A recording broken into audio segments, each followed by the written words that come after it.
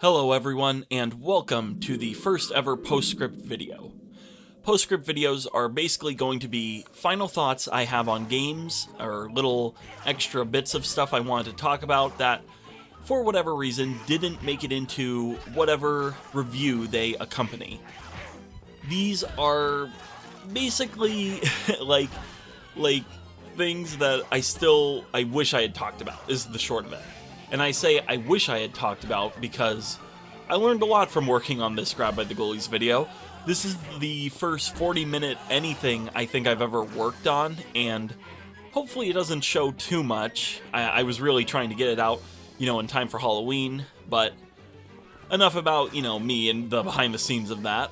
Let me just tell you a few things that I feel like we're mentioning and really digging into more that I simply didn't.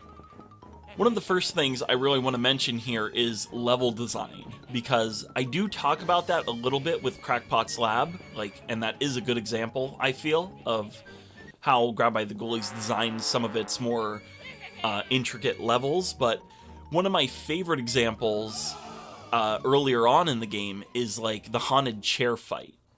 The haunted chair fight's cool because when you first, go in the room and meet the haunted chairs, it's set up like a normal room. You can just walk to the exit. But then, when you try to leave, the chairs come alive and you have to fight them off in, small groups. They'll come alive as you defeat them. So, if you lose this fight and have to start over, you'll notice the chairs are all back in, their dormant state. They're just up on the table, not moving. The tables around the gaming room. So, if you go up and break one of the chairs, it triggers the fight to start early, but you get a free kill on one of the chairs. But only one chair still hops down of what's left and chases after you. So you can actually go around and destroy all the chairs that aren't alive yet, and you can basically cheat the fight and make it easier on yourself, which I think is really clever. It's a neat way to show, hey, you can find ways to work around problems. You don't always have to take the most head-on, most, difficult path to win. And, another example is in the basement. This is more a tutorial example rather than, player strategy, but it's still cool. When you first see the indestructible weapon Super Soup, it's right next to a broom. So, that's already kind of hey, there you go. But if you pick up both and then walk into the next room, there's a ton of spiders all over the walls and floor. So when you go in that room, they all jump and surround Cooper. So if you just picked up that Super Soup and broom, it teaches you, hey, indestructible weapons are a thing. You can use them, and it makes fights like this that would otherwise be difficult if you had just your fists to deal with them. It makes them way easier, way more manageable. And Grab by the Ghoulies has a lot of subtle design stuff like this that I feel like I didn't talk about as much as I could have, because the level design is, generally speaking, simple. I mean, it is a beat-em-up after all, but it is cool how they, even with a beat-em-up structure, Rare did sneak in some stuff that's oh, okay, someone actually put a decent amount of thought into this. Another thing I wanted to really bring up again is polish, and how I kind of go in on the end of what I feel like is a lack of it for, a Rare game. Because Rare games are traditionally very highly polished, highly well-made games, where there's not a lot of cracks you can see in their foundation. And Grab by the Ghoulies definitely has more than your typical Rare game, but it's still not horrible, because there's a lot of little things that, I didn't even mention that show. There is a lot of polish, but it's just in maybe not always the area it could have / should have been. Again, graphically speaking, I think the game looks about as good as any original Xbox title could, but, even more so, the physics on curtains as you run by them, the reflections that you can see in, puddles of water, and, the Reaper's lighting, when he's around, how, the world surrounding him gets, grayed out. There's a lot of graphical polish in the game. And I didn't even touch on, all that stuff.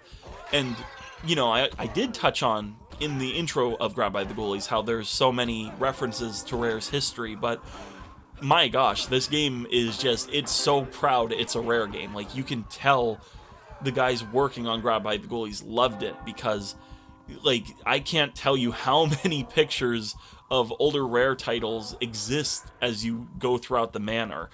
Like, in the gaming room alone, I think you can see posters for Saberwolf, Attic Attack, Jetpack, like, all super early Rare titles, and it's cool that they even bothered to include all those. Like, at the time, again, I was a kid, so none of that meant anything to me. For all I knew, they were just, like, spoof games, and just like, oh, it's just on the walls. But it turns out, if you look into it, that's all Rare's history, plastered all over the game. And, like, there's so many Banjo and Kazooie references everywhere. Like, even the Baron's pajamas, like, if you zoom in on them, I didn't even know this until making the review, you can see little Banjo and Kazooie heads all over his PJs, which is just awesome. And one of my favorite references among, like, some of the others throughout Grab by the Ghoulies to Banjo-Kazooie is, like, you can see, pictures of, like, Mumbo Jumbo and Klungo in certain rooms, but at one point you can see Bottles, like, Bottles as a little devil in the music room. And it's cool because in Banjo-Tooie, Bottles dies right at the start of the game, he becomes an angel, but they, like, flip that and Grab by the Ghoulies, and instead he's a little devil, which I just think is that's just so funny. Like, they did not need to include that at all, but its existence is just like, wow, they really put the time in to make things like this happen.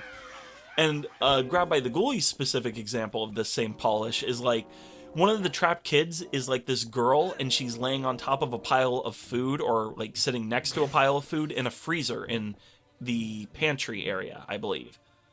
And you can't save her at the time, so you see her and you just move on through, the next level.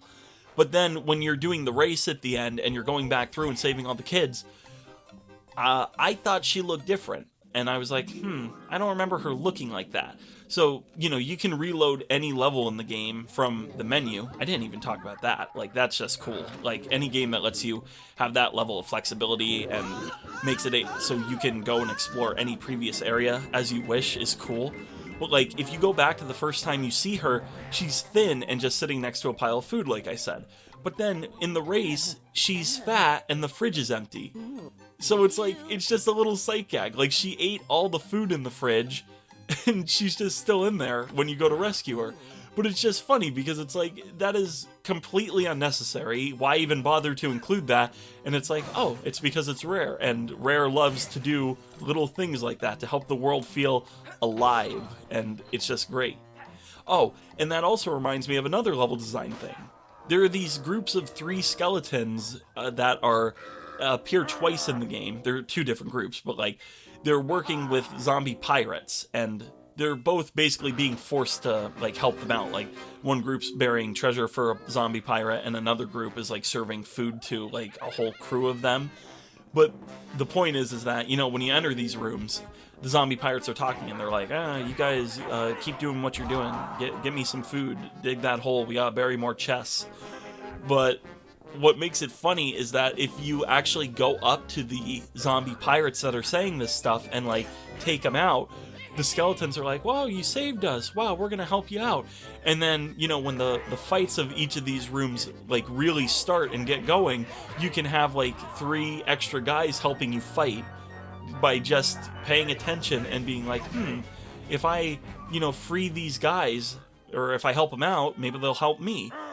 And Rare is very good at making, again, game worlds feel more alive than they really should for the hardware they're on. And it's just nice to see that even with the polish issues I brought up, and I do stand by, that Grab by the Ghoulies still has so many cool little moments tucked away inside, the whole game. And really, that's kind of the big thing I wanted to address here, is that despite, everything I said, there's a lot to like about Grabbed by the Ghoulies, because the last thing I wanted to give off the impression of is I felt like more negatively about it than positively, because even for all its issues, and I could definitely see the issues bringing the game down more for others than me, I still really find a lot to like about Grabbed by the Ghoulies, and it's stuff like this that really helps highlight why that is. I also wanted to mention in this video that if you check the description of the review, there's a link to a 17th anniversary tweet about Grabbed by the Ghoulies that Rare just posted, I think less than a week ago. So I'll also link to it in this video's description, but be sure to check that out if you have any interest in Grabbed by the Ghoulies at all.